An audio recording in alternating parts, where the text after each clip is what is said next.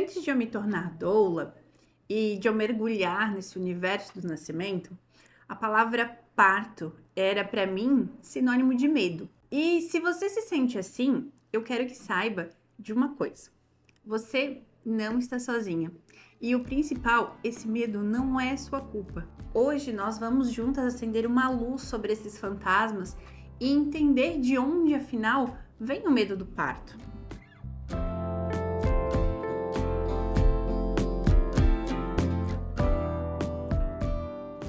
Para quem não me conhece, eu sou a Paloma Sosmeyer, doula e educadora perinatal, e a minha missão aqui neste canal é te ajudar a perder o medo do parto normal e se tornar protagonista do dia mais importante da sua vida. No nosso último vídeo, nós conversamos sobre 3 passos práticos para transformar o medo em confiança. E se você ainda não assistiu, vale a pena dar uma conferida aqui. Mas hoje vamos dar mais um passo nessa jornada.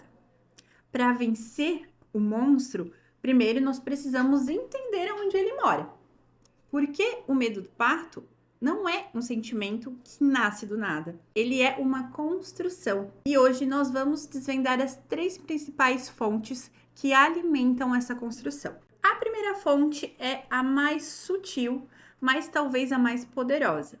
A forma como nossa cultura retrata o nascimento. Pensa nos filmes, nas novelas que você já assistiu. O parto quase nunca é mostrado como um processo realmente fisiológico, mas como um evento de crise. Então a bolsa rompe sempre num jato de água no meio do mercado, seguido de uma correria frenética para o hospital.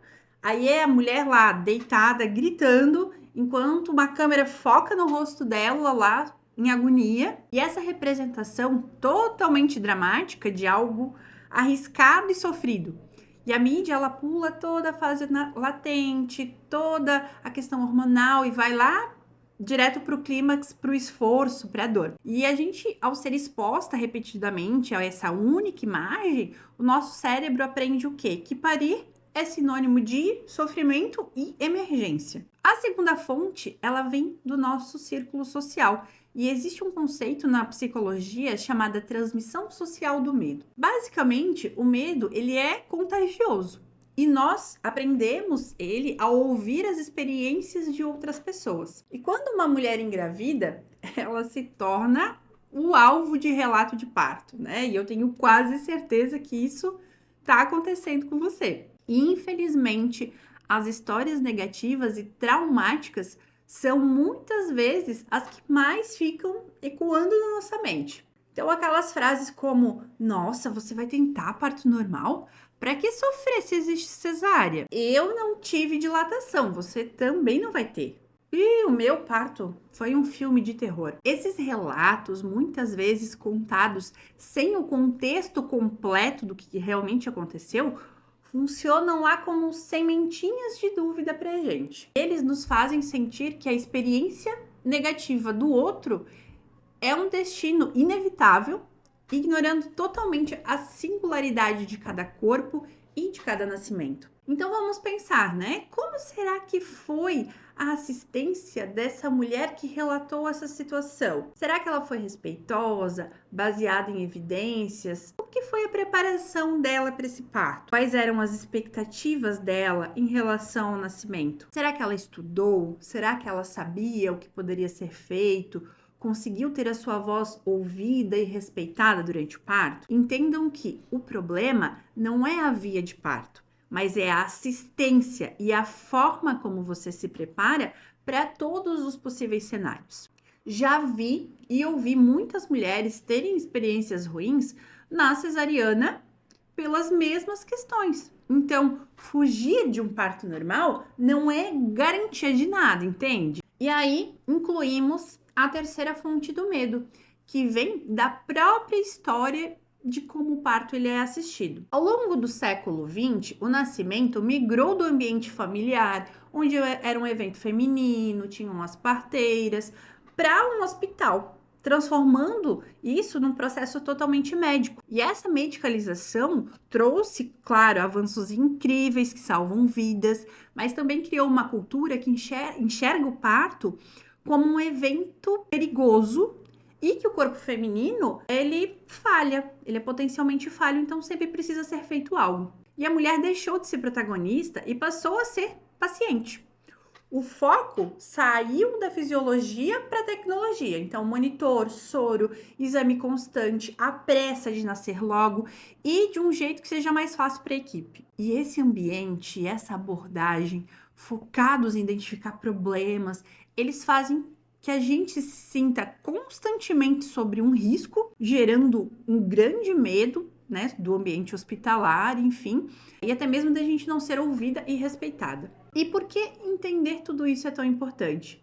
Porque o medo, ele tem um efeito físico real no seu corpo. O parto, ele é regido pela ocitocina, que é o hormônio do amor, né, que comanda as contrações do parto. E a ocitocina, ela é tímida. Ela precisa de segurança, de calma, de privacidade para fluir. E o medo, por outro lado, libera a adrenalina, que é o hormônio da luta ou da fuga. E a adrenalina, ela é como se fosse, sabe aquele segurança que expulsa a ocitocina da festa? Ela faz mais ou menos isso. Ela desvia o sangue e o oxigênio do seu útero para braços, para pernas, preparando o quê? O teu corpo para fugir do perigo. E o resultado disso? As contrações elas podem diminuir, se tornar irregulares ou até parar, e a sua percepção de dor aumenta. Mas isso ainda é assunto para outro vídeo. Mas você percebe? Esse medo que você sente não nasceu com você. Ele foi construído de fora para dentro, pela cultura, pelas histórias dos outros e por um sistema que nem sempre confiou na nossa capacidade de parir. E a minha principal mensagem para você hoje é um convite à reflexão.